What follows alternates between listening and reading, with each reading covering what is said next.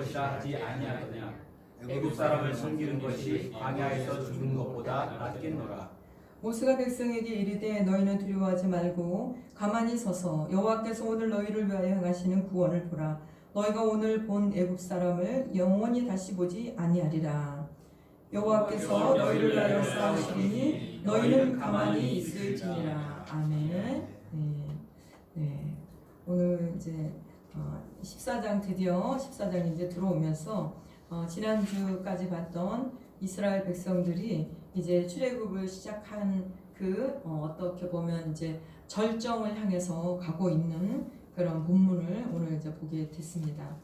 우리 이제 지난주까지는 우리가 13장 끝 부분에서 특별한 하나님의 이제 섬세하심을 지난주는 13장 끝에서 봤어요. 그건 뭐냐면 이스라엘 백성들이 출애굽하고 바로 나왔는데 어떻게 보면 이제 하나님이 가라고 한 그 땅을 바로 이렇게 직진해서 가면은 얼마 안 걸릴 거리를 하나님이 약간 우회해서 이제 가게 하시는 그런 사건이 있었어요. 그거는 이제 하나님께서 그 위로 바로 가면 좀 가까울지라도 그곳으로 갔다가는 호전적인 사람들이 살고 있는 블레셋 사람들과 만나서 전쟁이 나면은 이 사람들이 다시 너무 지금까지 이 사람들은 항상 그 명령하는 것만 따랐던 사람들이기 때문에 어떻게 보면 이제 막 하나님께서는 여호와의 군대, 하나님의 군대라고 부르지만 이 사람들은 그런 조직이나 어떤 대열을 정비하거나 이런 게 부족하고 굉장히 약했죠. 그러다 보니까 하나님이 이제 이 사람들의 그런 연약함을 배려해서 전쟁에 피하게 하시는 그런 이제 따뜻한 하나님의 세심한 배려를 13장 끝에서 저희가 이제 지난주 봤어요. 그런데 오늘은 이제 또 정면으로 정말 완전히 다른 하나님의 인도하심을 오늘 우리가 보게 되는 본문입니다. 사실 이제 우리가 읽은 14장의 시작은 어떻게 보면 또 충격적인 것까지는 아니지만 사실은 이스라엘 사람들에게는 굉장히 큰 상황입니다. 지금 지난주에는 하나님이 어떻게 이스라엘 백성들의 그런 연약함을 생각해서 전쟁을 피하기 위해서 이제 우회해서 가는 길을 줬는데 오늘은 우리가 이제 읽으면서 좀 이따 볼 것인데 이 사람들이 가는 길은 어떻게 보면 막다른 길이에요. 이 길로 갔다가는 잘못하면 이렇게 빠져나갈 길이 없는 그런 막다른 골목으로 백성들을 하나님이 직접 이렇게 밀어 넣으시면서 가는 것 같이 가장 여기서 잘못하면은 우리가 영화 같은 거 보면 함정에 빠졌다고 하잖아요. 그런 지형인 그런 곳으로 오늘은 이스라엘 백성들을 하나님이 초대하고 계시다는 사실입니다. 우리 1절 2절 다시 한번 읽어보겠습니다. 시작. 여호와께서 모세에게 말씀하여 이르시되 이스라엘 자손에게 명령하여 돌이켜 바다와 믹돌 사이의 비야미롯 앞 곧 바알스본 맞은편 바닷가에 장막을 치게 하라. 이제 그 단어가 사실 우리 입에 잘 안 들어오는 단어인데 물론 이제 외국어니까 그러겠죠. 근데 이곳이 지형적으로 보면은 이렇게 그 절벽 같은 그런 절벽이 쭉 이렇게 병풍처럼 쳐 있는 그런 길이고 이 길로 점점 들어가면 앞에는 더 점점 줄어드는 길이면서 저 끝에는 홍해 바다가 넘실거리는 그런 이제 지형이었어요. 근데 하나님이 이렇게 지금 이스라엘 백성들을 모세에게 말을 해서 이쪽으로 하나님이 인도를 하고 있다는 거예요. 지난주하고 또 다르죠. 지난주는 전쟁을 했다가는 이 사람들이 약해서 다시 애굽으로 나 돌아갈 거야. 그곳이 차라리 낫겠어 라고 할 것 같아서 하나님이 이 사람들은 연약하니까 이쪽으로 우회한다고 했는데 오늘은 또 완전히 함정의 어떤 길로 하나님이 인도를 하셨다는 거예요.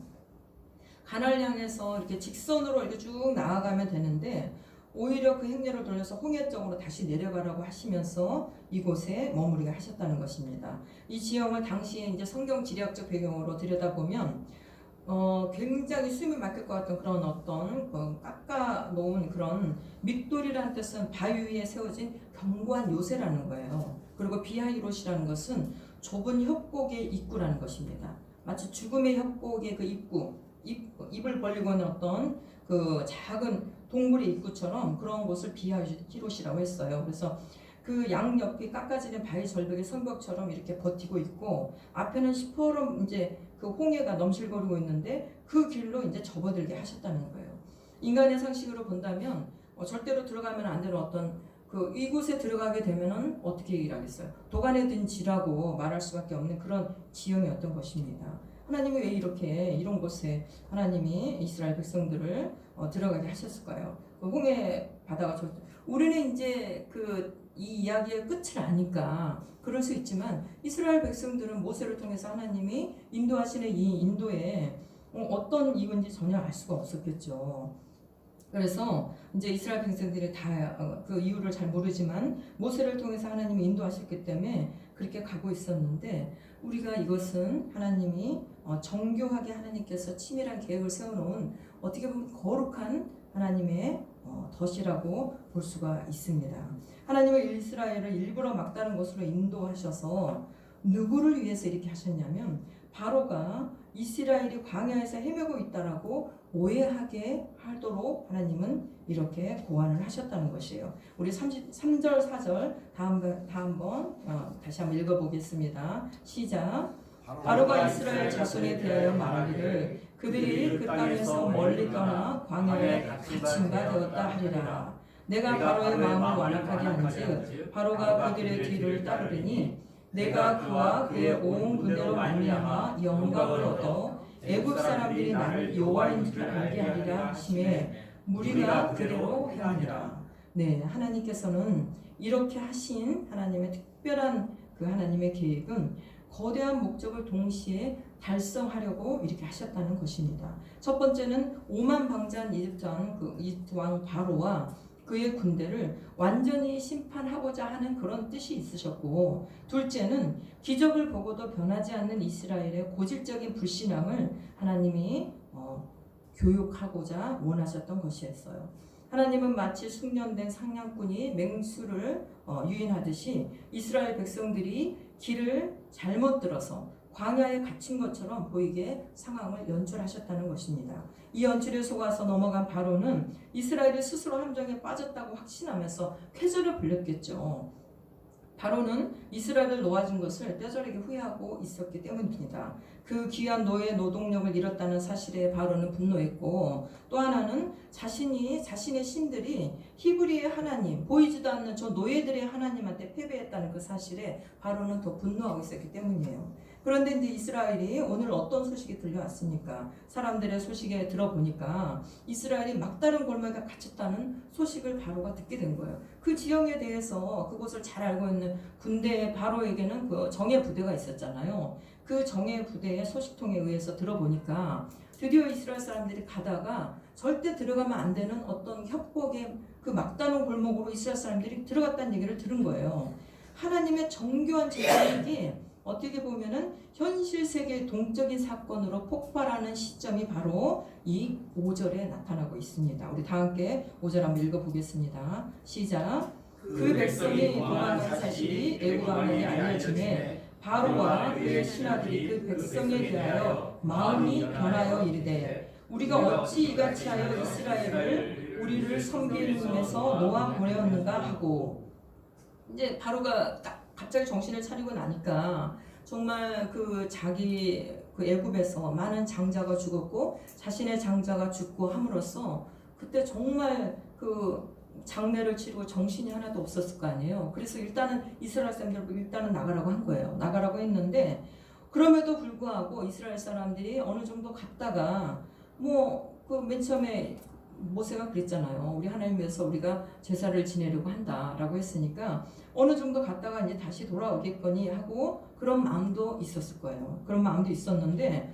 오늘 이제 가만히 이 사람들이 떠나고 난 다음에 들려오는 소식을 들어보니까 그 놀라운 생명을 주관하는 신이 있다고 하는 그 노예들이, 그때는 정말 많은 사람들이 죽었으니까 바로도 그 두려움이 조금 있었겠죠. 근데 이 사람들이 웬걸 다시 한번 보니까 여전히 노예였다는 거예요. 바로가 볼 때, 바로의 시각에서 그렇다는 거예요. 여전히 노예였어. 그럼 그렇지. 너희들이 어디를 가서 길을 제대로 찾기는 하겠어? 이런 마음이 바로의 마음 가운데 들어올 수 있는 사건이 오늘 있었다는 것입니다. 왜냐하면 그들의 소식통에 의해서 들어보니까 절대 들어가면 안 되는 협곡으로 이들이 점점점 들어가고 있다는 소식을 들었어요. 이제 여기 5절에 보면은 여기서 이제 우리가 주목해야 할 단어는 5절에 처음에 읽어본 단어에서 그 백성의 도망한 사실이라고 해서 도망하였다는 표현이에요. 이 사람들이 떠나라고 얘기해서 떠났고 그 사람들이 그렇게 해서 길을 갔는데 여기서 갑자기 그 백성이 도망했다라는 이 단어가 나왔다는 사실입니다. 히브리어 원문에서 이 도망했다는 뜻을 찾아보니까 단순한 이동을 했다는 뜻이 아니라 통제 불가능한 이탈을 했다고 이 원어의 뜻에 남아 있어요. 바로가 볼 때는 이들이 잠깐 이제 그런 자기들의 제사를 지내냐 어쩐 해가지고 떠났는데 바로가 그때는 자기 자신 그 애굽에서 많은 사람이 죽었고 정신이 하나도 없는 상황에서 떠난다고 하니까 일단은 떠나라고 했어요. 근데 오늘 바로의 마음 가운데는 이들이 떠나는 것이 아니라 자기 자신에게서 통제 불가능한 이탈을 시작하고 있다는 것으로 갑자기 해석되기 시작한 거예요. 도망했다 이 시각은 성경에서 하나님의 시각이 아니라 애굽 사람과 바로의 그 군대와 바로가 생각하는 시각의 단어를 여기서 사용했다는 것입니다. 바로는 이스라엘을 영구적으로 해방해 준 것이 아니라 재앙을 피하기 위해 일시적으로 내보냈을 뿐인데 그의 내면은 당연히 상황이 안정되면 이스라엘이 다시 돌아와서 노예 노동을 계속할 것이라는 전제가 깔려 있었어요. 그런데 이스라엘이 돌아올 기미가 없이 이제 광야로 들어가는 그런 접경에서 광야 깊숙이 들어가 진을 쳤다는 보고를 듣자 이제 바로의 마음 가운데 다시 교만함이 올라오기 시작한 거예요. 이거는 해방이 아니라 도망과 반란으로 재해석되기 시작했다는 것입니다. 그래서 도망했다는 이 단어를 쓴 거예요. 그리고 성경은 바로와 신하들의 마음이 변했다고 기록되어 있습니다. 5절에서 히브리 사상에서 마음은 감정이 아니라 의지와 판단, 결단의 중심을 뜻하고 있습니다. 바로는 처음부터 진정한 회개나 항복을 해본 적이 없었어요. 그는 단지 재앙 앞에서 손을 놓은 척 했을 뿐이며 다시 권력이 회복되자 통제권 상실에 대한 분노가 이제 폭발하기 시작한 것입니다. 그렇기 때문에 도망했다는 말은 객관적인 사실이 아니라 애굽에 왜곡된 바로의 시각에서 나온 단어라는 것이에요. 즉 이스라엘은 여전히 우리들의 소유고 여전히 애굽의 노예들이라는 그 사실을 이 단어에서 바로가 나타내고 있다는 것입니다. 한마디로 말해서 이 바로에게는 여전히 자신이 모든 그 애굽 사람들의 주인이고 또 자기 중심적인 어떤 그런 뜻을 나타내는 게 이 도망했다는 표현이에요. 바로는 여전히 자신을 주인으로 인식하며 구속받은 백성을 끝까지 붙잡으려고 이제 발악하기 시작합니다. 스스로 분노하며 자책하던 바로는 즉시 정예 병력이 선발된 병거 600대와 모든 기병을 이제 집결시키기 시작했습니다. 우리 다 함께 6절에서 9절 같이 한번 읽겠습니다. 시작. 바로가 곧 그의 병거를 갖추고 그의 백성을 데리고 갔을 선발된 병거 600대와 애굽의 모든 병거를 동원하니 지휘관들이 다 거느렸더라. 여호와께서 애굽 왕 바로의 마음을 완악하게 하셨으므로 그가 이스라엘 자손의 뒤를 따르니 이스라엘 자손이 담대히 나갔습니다. 애굽 사람들과 바로의 말들 병거들과 그 마병과 그 군대가 그들의 뒤를 따라 바알스몬 맞은편 비아이롯 해변 그들이 장막층대에 미치니라. 맞아요. 우리가 똑같은 상황을 볼 때도 하나님 앞에 하나님을 두려워하고 하나님을 경외하는 사람은 자신이 무한한 권력이 있음에도 불구하고 겸손하고 또 항상 자기 외에 권력이 없고 더 약하고 더 힘이 없는 사람들을 이렇게 바라보고 살피게 돼 있어요. 그런데 어느 순간 하나님의 경외함을 잃어버리고 자기 자신이 주인이라는 것 또는 자기가 막강한 어떤 권력을 자기가 갖고 있다고 생각할 때 그 사람은 자기에게 반대되는 거 아니면 자기하고 이렇게 어떤 길을 나가고 나가고 할 때도 그 길에 뭔가 방해가 될 것 같은 존재가 있다면 그들은 그것들을 자신의 적으로 바로 재해석합니다. 그리고 그 적을 제거하기 위해서 그들은 자기 자신의 능력이 무한한 것처럼 당연히 무한하지 않죠. 그런데도 자기 자신의 능력을 굉장히 과대평가해서 그 적을 제거하겠다는 그 마음으로 아둔한 짓을 저지르고 말게 됩니다. 바로는 자신이 이 전쟁의 주도권을 쥐고 있다고 믿고 있었어요. 잠시 잠깐의 그 장자들이 죽고 잠시 잠깐의 애굽에 어떤 사건이 있었지만 그건 이제 사라졌어요. 왜냐하면 오늘 이스라엘 백성들이 저 협곡에 들어갔다는 얘기를 듣자마자 갑자기 자기 자신이 그럼 그렇지 너희들이 어떤 존재인데 나를 떠나서 너희들이 제대로 길이나 찾겠어? 이런 이제 교만이 올라오면서 자신이 이 전쟁의 주도권을 이제 드디어 얘네들을 한꺼번에 몰살할 수 있겠구나 이런 생각을 이제 갖게 됐다는 거예요. 성경은 잠언서 21장 30절에서 이런 상황을 분명히 말하고 있습니다. 지혜로도 못하고 명철로도 못하고 모략으로도 여호와를 당하지 못하느니라. 하나님을 대적하고자 했던 바로의 이제 그 절정의 순간이 다가오고 있습니다. 바로는 승리를 확신하며 달려왔지만 사실은 하나님이 파놓은 심판의 구덩이로 제 발로 걸어 들어오는 사냥감에 불과했던 것이죠. 동시에 이 막다른 골목은 또한 이스라엘 백성들의 내면을 수술하는 거룩한 수술대 역할도 했다는 사실입니다. 애국 군대의 말발굽 소리가 지면을 울리며 다가오자 이스라엘의 반응은 처참했습니다. 우리 10절에서 12절까지 한번 같이 읽겠습니다. 시작. 바로가 가까이 올 때에 이스라엘 자신이 눈을 들어 본즉 애굽 사람들이 자기들 뒤에 이른지라. 이스라엘 자신이 심히 두려워하여 여호와께 부르짖고 그들이 또 모세에게 이르되 애굽에 매장지가 없어서 당신이 우리를 이끌어내어 이 광야에서 죽게 하느냐. 어찌하여 당신이 우리를 애굽에서 이끌어내어 우리에게 이같이 하느냐. 우리가 애굽에서 당신에게 이른 말이 이것이 아니냐. 이르기를 우리를 네 배로 두라. 우리가 애굽 사람을 섬길 것이라 하지 아니하더냐. 애굽 사람을 섬기는 것이 광야에서 죽는 것보다 낫겠노라. 그들은 조금 전까지 하나님의 10가지 재앙과 구름 기둥이 인도를 목격했음에도 눈앞의 위기 앞에서 순식간에 배은망덕한 이제 자들로 변하고 말았어요. 여기서 우리는 애굽의 오해와 이스라엘의 오해가 이 성경 본문 안에서 서로 대조되고 있다는 사실을 발견할 수 있습니다. 바로가 이스라엘을 자기 소유로 여전히 착각했듯이 이스라엘 역시 스스로를 도망자 의식과 또 노예 의식에서 완전히 벗어나지 못한 상황을 연출하고 있습니다. 그들은 모세를 향해 이집트에 매장지가 없어서 우리를 여기서 죽게 하느냐라고 하면서 독서를 내뱉기 시작했습니다. 차라리 이집트 사람을 섬기는 것이 광야에서 죽는 것보다 낫겠노라 하는 그들의 외침은 하나님의 구원을 어떻게 보면 모욕하는 것이고 다시 노예의 신분으로 돌아가겠다는 비참한 자기들의 그런 그 인간되지 못한 그리고 하나님의 그 구원을 받기에 합당하지 못한 그런 모습을 보이고 있다는 것입니다. 하지만 우린 여기서 너무나 놀라운 하나님의 정교한 계획을 발견할 수가 있습니다. 만약 하나님이 계속해서 전쟁을 피하게만 하셨다면 이스라엘은 결코 그들 내면의 불신과 배은망덕을 직면하지 못했을 것입니다. 평탄한 길에서는 누구나 믿음이 좋아 보이기 때문에 나타날 수가 없었겠죠.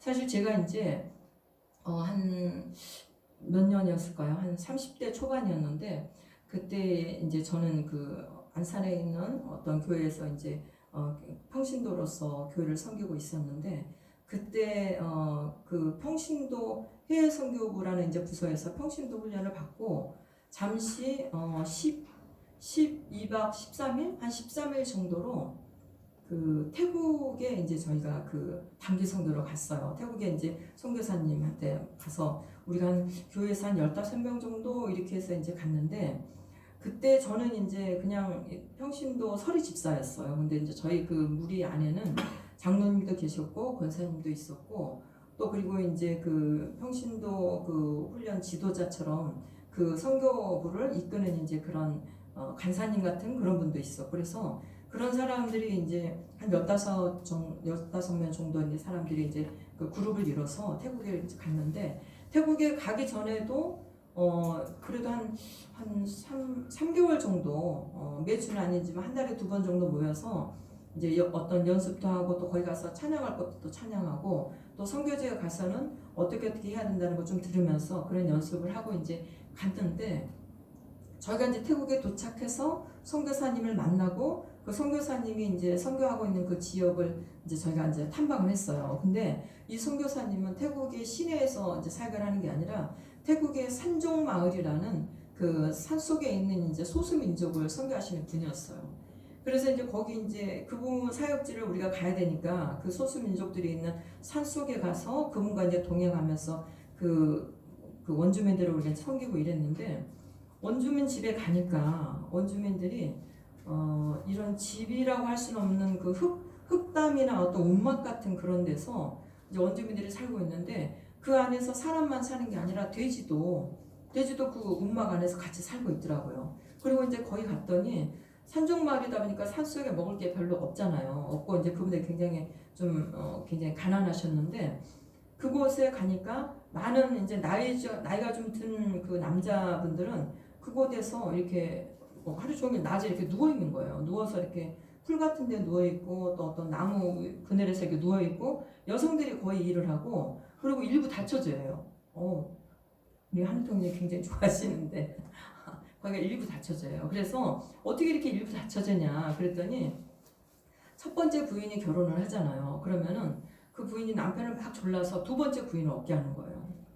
그래서 우리 같으면 상상이 안 되죠. 근데 두 번째 부인을 얻으면 이 부인은 와서 뭐를 하냐면 돈을 벌고 집안 모든 일을 하는 거예요. 그러니까 이 첫 번째 부인은 두 번째 부인을 그 집에 이렇게 들임으로써 자신도 쉬고 이제 아이들 그 집안일도 그 사람한테 다 맡기고 그 사람의 돈도 얻고 이렇게 하는 거예요. 그러니까 또 두 번째 부인은 세 번째 부인을 얻도록 굉장히 열심히 노력을 해서 또 세 번째 부인을 얻는 거예요. 이렇게 이제 살아가는 그런 산정 마을인데 이 남자들이 낮에 이렇게 이제 이렇게 그늘에 쉬고 있는 남자들 보면은 나이가 이제 많이 있는 분들이 좀 누워 있는데 이분들이 입술이 이렇게 가보면 이렇게 핏물처럼 빨간 물을 흘리면서 이렇게 여기 이렇게 뭘 계속 씹고 있는 거예요. 그게 뭐냐면 그 아편이라고 해요. 그게 왜냐면 너무 그 병도 많고 또 이제 약도 없고 이러니까 그걸 이렇게 씹으면서 그게 이제 아편 같은 그런 역할을 하니까 마취가 돼서 고통도 있고 그러면서 그렇게 하면서 이제 그냥 죽어가는 거예요. 그런 처참한 이제 그런 소수민족을 이 선교사님이 이제 선교하고 있기 때문에 저희가 가니까 그때 제가 30대 초반 뭐 이 정도 됐던 것 같아요. 근데 거기에 그 30대 그 정도 여자들은 다 할머니 같은 거예요.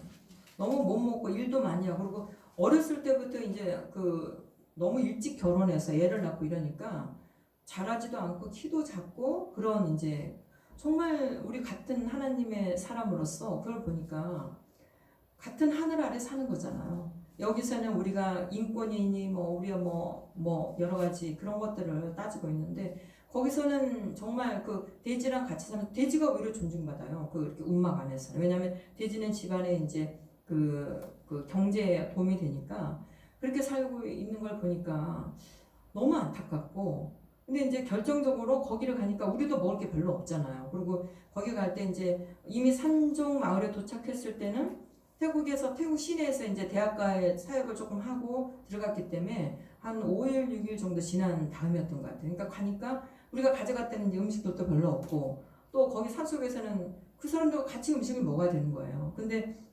우리가 가니까 그 사람들이 너무 어렵고 가난하잖아요. 그러니까 선교사님이 우리가 간 기념으로 거기 동네에 있는 죄송합니다.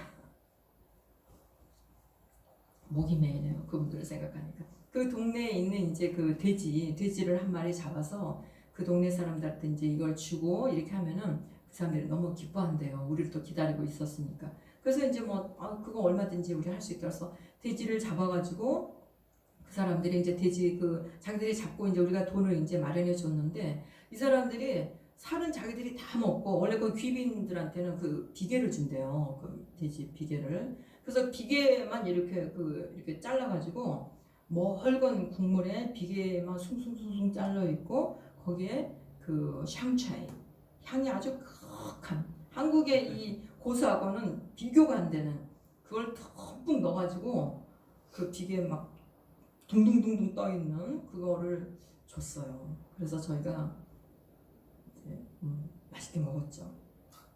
먹었는지 안 먹었는지 기억은 안 나요. 그거 밝힐 수가 없습니다. 그래서 그렇게 이제 먹고 그리고 이제 저녁이면은 이제 불이 없으니까 산속이니까 그 어두운 밤에 작은 촛불 켜고 이제 그 허연 그게 둥둥 떠 있는 걸 저희가 이제 그 도착한 날 우리도 산속에 굉장히 오래 한 이틀 걸려서 산을 들어갔어요. 왜냐면 중간에는 교통이 끊기니까 이제 산을 이렇게 정부를 뚫고 이렇게 가서 뭔가 우리가 여행할 때도 여행이 힘들어도 가서 맛있는 걸 먹으면 그게 다 풀리잖아요. 근데 이제 우리가 그날은 정말 새로운 걸 먹었죠. 아, 세상은 정말 다양한 게 있구나. 이걸 이제 경험하는 그 밤이었는데, 그렇게 하다 보니까 제가 이제 무슨 얘기를 하고 싶었냐면, 우리가 그 어려운 상황이 되면 자신들의 불신과 배은망덕이 지금 말씀에서 이렇게 드러난다 그랬잖아요. 그 상황이 됐는데 그 어둡고 칙칙한 그 방 안에서 그거를 먹을 때 이제 몇 사람들은 그 이제 고추장 같은 걸 가져오신 분들이 있었어요. 고추장 같은 거 가져오신 분이 있었고, 튜브에 이렇게 짤 수 있는 이제 그릇이 들어있는 고추장은 좀 불편하니까 그게 이제 바닥에 조금 남아있는 분도 있었고, 또 이제 먹다 남은 그 김치는 다 먹었고 이제 국물이 버릴 수가 없죠. 거기서는 얼마나 귀한 겁니까? 버릴 수가 없는 그 김치 국물이 있는 분들이 몇 명이 있었어요. 그러다 보니까 우리가 그 너무나 황홀한 그 음식을 먹기 위해서는 좀 뭔가를 이제 한국화를 만들어야 되니까 그것들을 이제 좀 섞어서 이렇게 먹게 된 거예요.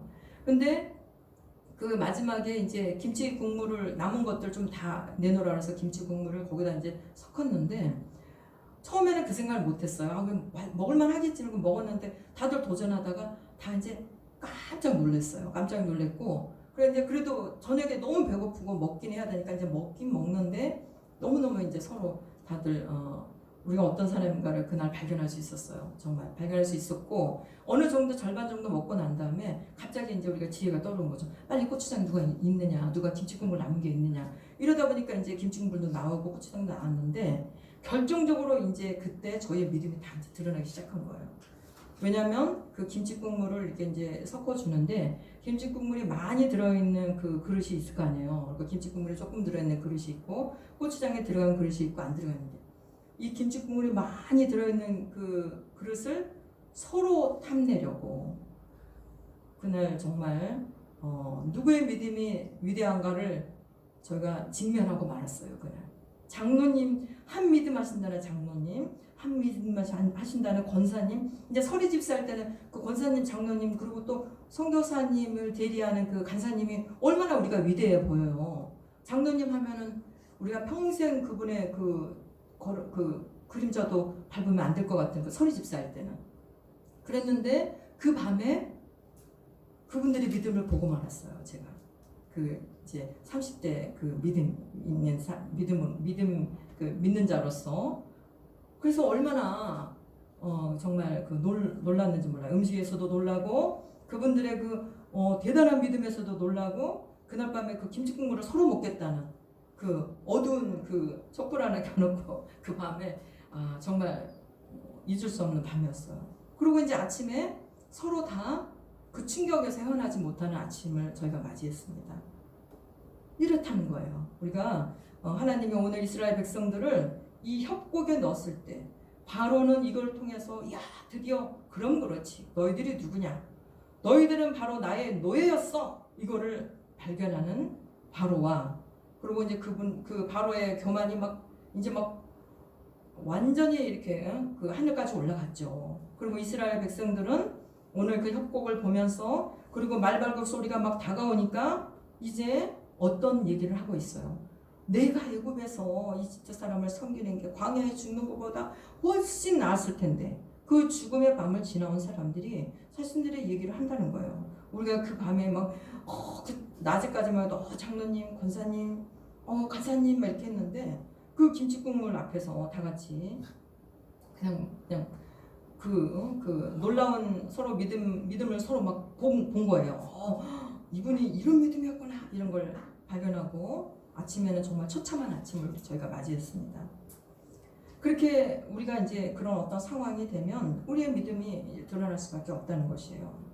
그러나 사방이 막히고 이제 죽음의 위협이 있을 때, 이럴 때 정말 평소에는 믿음 없어 보이고 평소에는 저 사람이 어떻게 신앙생활을 할까 했는데, 거기서도 반대로 하나님을 의지하고 나타나는 그런 믿음도 있다는 것입니다. 이게 이제 모세가 위대한 그런 어떤 사람인가 아닌가라는 것은 여기에서 나타나고 있어요. 자, 이럴 때 모세가 위대한 구원의 마침표를 찍습니다. 우리 13절, 14절 같이 한번 읽겠습니다. 시작. 모세가 백성에게 이르되 너희는 두려워하지 말고 가만히 서서 여호와께서 오늘 너희를 위하여 행하시는 구원을 보라. 너희가 오늘 본 애굽 사람을 영원히 다시 보지 아니하리라. 여호와께서 너희를 위하여 싸우시리니 너희는 가만히 있을지니라. 네, 이 선포는 오늘 밤 우리 이제 주양리 사랑교회 성도들에게 주시는 하나님의 음성인 줄 저는 믿습니다. 지난주에는 전쟁을 피하게 하셨던 하나님이 오늘은 전쟁의 한복판에서 가만히 서 있으라고 하나님은 하셨습니다. 이것은 모순이 아니에요. 피하게 하심도 은혜요, 마주하게 하심도 은혜라는 것입니다. 하나님은 우리가 감당할 수 없을 때는 피하게 하시기도 하지만 하나님의 영광을 나타내실 때가 되면 우리를 막다른 골목에 세우시고 친히 싸우시는 분이라는 거예요. 막다른 골목에 세우고 우리가 쓰러질 때까지, 실족할 때까지 하나님이 내버려 두지 않으세요. 가만히 서 있으라. 말은 무력하게 포기하라는 뜻이 아닙니다. 우리의 조급한 인본주의와 두려움 섞인 원망을 멈추고 바다 밑에 길을 내시는 하나님의 전능하심에 모든 주권을 맡기라는 영적인 태세의 전환을 명령하는 것입니다. 하나님께서는 이스라엘이 아무것도 할 수 없는 그 지점에서 비로소 자신의 영광을 드러내신다는 거예요. 이 약속은 바로의 병거 소리보다 크고 홍해의 파도 소리보다 강력하다는 것을 여러분이 믿으시기 바랍니다. 바로가 이스라엘 백성 회복의 출발을 도망했다고 말하는 순간 그는 이미 패배한 인간 왕이었어요. 왜냐하면 하나님이 이것을 해방이라고 부르신 것을 그는 끝까지 탈주라고 끝까지 우기면서 하나님한테 대적하려고 했기 때문입니다. 성도 여러분, 새해를 맞이하면서 우리의 이제 삶이 올 한 해를 또 살다 보면 우리의 계획과 전혀 상관없이 완전히 막다른 골목에 도달한 것처럼 느낄 그런 날들도 있겠죠. 또 하나님이 왜 나를 이런 또 어려움과 공경으로 나를 몰아넣으셨을까? 내가 하나님 앞에 내가 살아가면서 또 세상에서도 열심히 살고 또 신앙생활에서도 정말 최선을 다해서 열심히 내려고 하는데 하나님은 왜 나를 여기까지 꼭 오게 하셨을까? 이런 또 고백이 터지는 그런 날도 한 해를 살다 보면 있을 것이라 믿습니다. 그렇지만 그때 여러분이 오늘 말씀을 기억하기를 원합니다. 여러분을 추격하는 바로와 같은 고난과 문제는 그날이 마지막이라는 것이에요. 하나님은 이 사건을 통해 여러분의 대적을 심판하시면서 또 한편으로는 우리 안에 남아있는 우리의 연약한 불신의 찌꺼기를 하나님 깨끗이 청소해 주신다는 것입니다. 여러분이 처한 그 막다른 골목은 사실 하나님이 기적으로 채우실 하나님의 영광스러운 무대라는 사실을 잊지 말기 바랍니다. 주양리 사랑교회 우리 성도 여러분, 비록 우리가 스스로 모였을지라도 하나님의 능력은 숫자에 있지 않다는 것을 우리가 여러 번 우리가 말씀으로 통해서 우리가 이제 배웠습니다. 오늘 이 밤 우리가 원망을 멈추고 가만히 서서 주님을 바라보는 그런 모세처럼 하나님께서는 우리를 위해 친히 싸우시니까 우리 또한 올 한 해 동안 무슨 일을 겪든지 무슨 일을 만나든지 물밑에서 길을 내시는 하나님을 다시 한번 기억하고 서로 믿는 자들끼리 서로 격려하고 또 정말 고통스러울 때는 하나님 앞에 가서 외치면서 믿음의 선배들이 있잖아요. 우리 주양리 사랑교회 안에 목사님도 계시고 또 그 다음에 우리 권사님들도 계시고 또 여러 믿음의 선배들이 있습니다. 그분들에게 지혜를 구하시고 그분들과 같이 기도하시면서 그 어려운 환난을 넘어가시기 바랍니다. 하나님께서는 여전히 지금도 우리를 위해서 바다 가운데 길을 내시고 오늘 밤도 우리의 기도가 정말 홍해를 가드는 믿음의 그런 어떤 기도가 되기를 하나님을 원하십니다. 그래서 우리가 이제 올 한 해 살면서도 또 어떤 상황이 되든 우리 교회 안에서 어떤